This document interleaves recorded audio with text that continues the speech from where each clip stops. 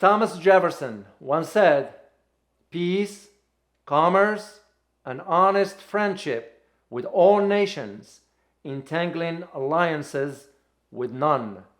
Keep this in mind.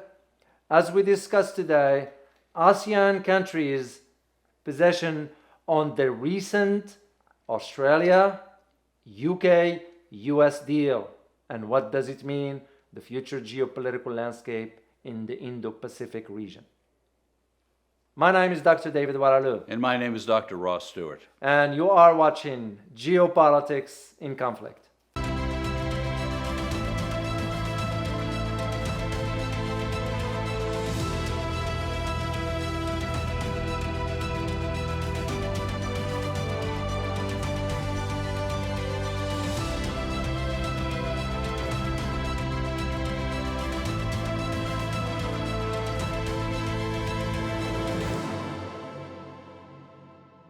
We'd like to thank you for viewing.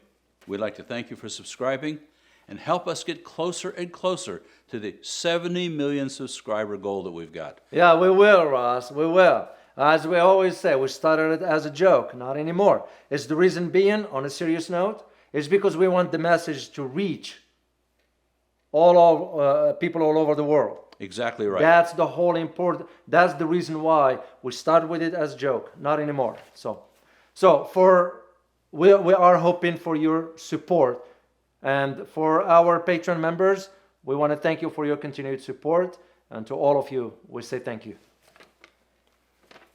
ASEAN countries have expressed concern about the new security framework, AUKUS, established by the United States, the United Kingdom, and Australia with China in mind, which could lead to an arms race. What do you think, David? Well, that's correct, Russ, because there are now countries, ASEAN countries that is, ASEAN stands for Southeast Asian countries, usually they are now cautious about how to express their concerns regarding what we call AUKUS, the Australia, UK, US deal regarding the United States and United Kingdom providing nuclear technology. This is for the submarines to Australia. So they are very concerned. Is this going to create stability, or is this going to lead to conflicts? Well, the best thinking is it's going to lead to conflict and most likely an arms race. And China could not be more clear on declaring Australia now an adversary. Yeah. Well, you're absolutely correct. For example, you take the Indonesian Prime Minister, Ismail Sabri. He had a phone call with the Australian Prime Minister Morrison, and he stated to him, and I quote, he said, "The new framework may lead to an arms race for nuclear weapons in the Indo-Pacific region. It will induce." And I can just see the concern for that, because the argument that the United States and UK made, it's an Australia to a point, all they're saying is to create stability. It looks like they're creating instability, and all the nations around are commenting on it because they're feeling the pressure to be on one side or the other as opposed to their own national best interest. Exactly, and we all know, and I think we did share this with our viewers in one of our videos before, that back in 1971, ASEAN countries signed the Treaty of Neutrality, in addition to signing the treaty to never possess nuclear weapons. So, this deal between those three countries, the US, UK, and Australia, is putting them in an awkward political position.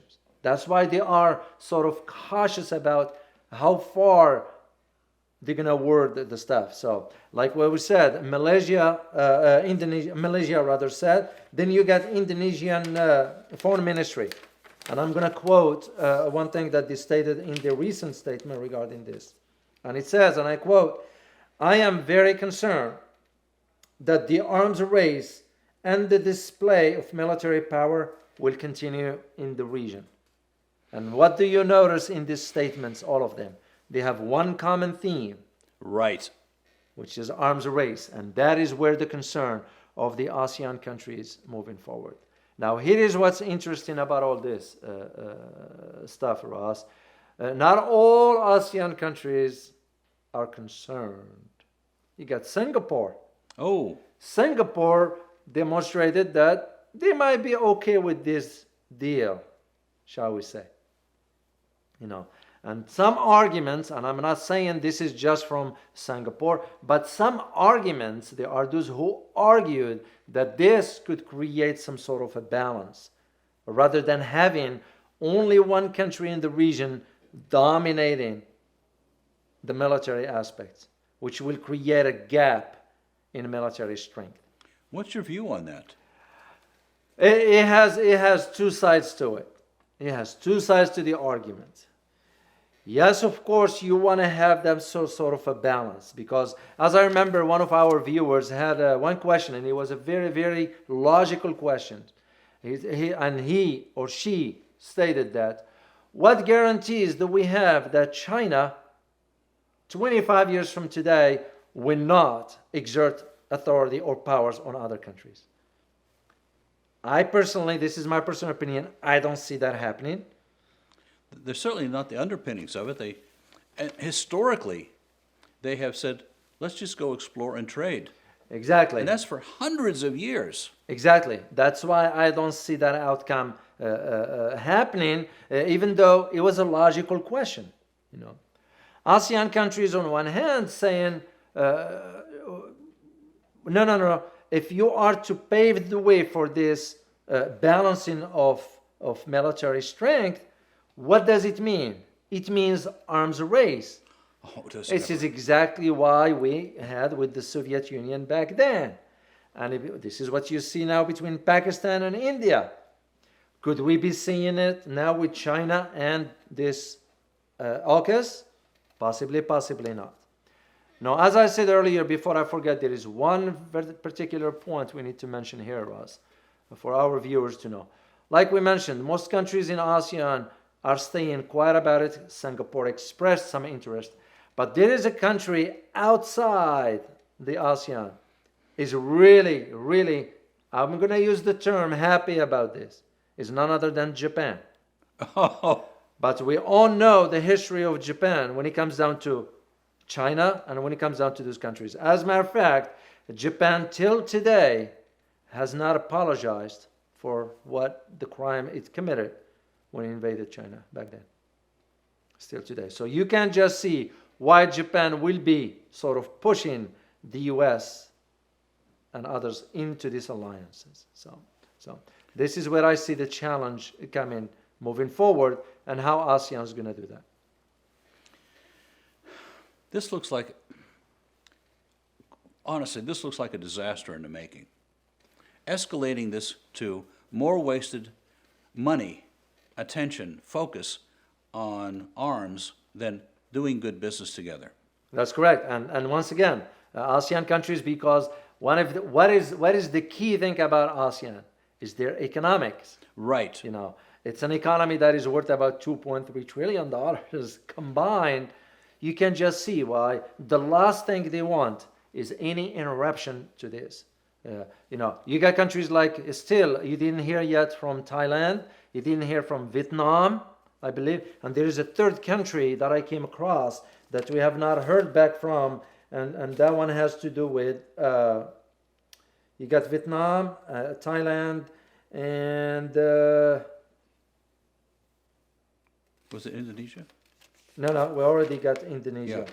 So it was another country, the Philippines. Oh, okay. However, the Philippines did communicate with Australia expressing their concern about this moving forward, even though they are saying that Australia is a sovereign state, which is true, of course, and they have the right to do whatever they want. Right. So you can see the logic into this. What's the interest about all this is that by the end of next month, I believe, if I'm not mistaken, there will be ASEAN meeting. And you can just see what the agenda is going to be focusing on. Oh, necessarily. So, and rightly so. And just to review, who's ASEAN members? Who is their major trade partner? China. China. So, So to cut their economic throat doesn't make any sense at all. Yeah, that's why I don't see. That's why you get. They are very careful how to word statements, and rightly so. Yeah. Because they are in a delicate position, rather, to balance between. They don't favor one over another. You got two major superpowers. They don't want to be caught in that position altogether. Right. Yeah, and this deal between Australia, UK, and US is going to force some of them. You take, for example, Indonesia, which is closer. As a matter of fact, I did find one particular aspect to us is that Indonesia, which is closest neighbors to Australia.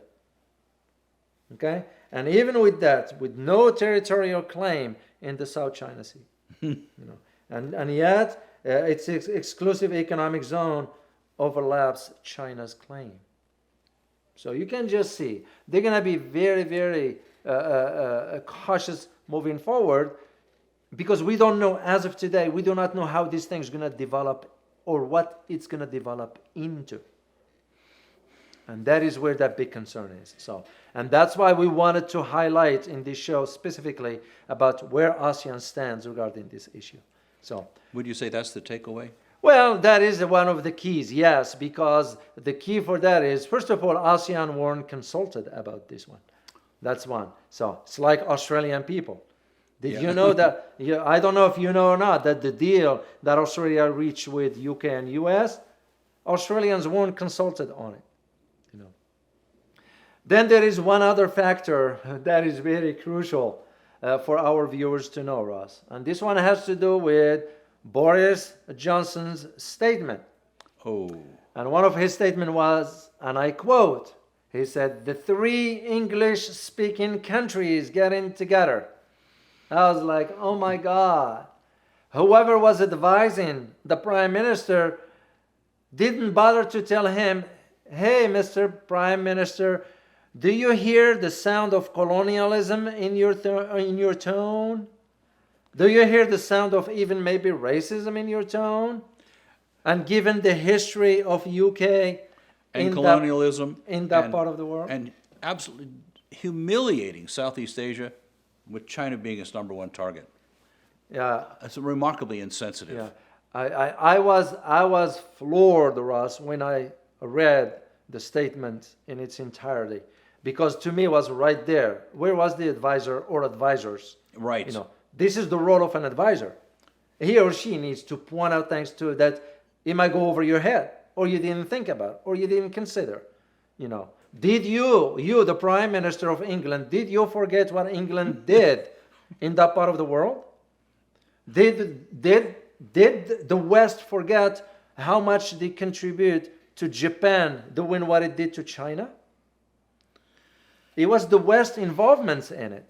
Absolutely right. And all of a sudden you come into the global stage and saying the three English-speaking countries.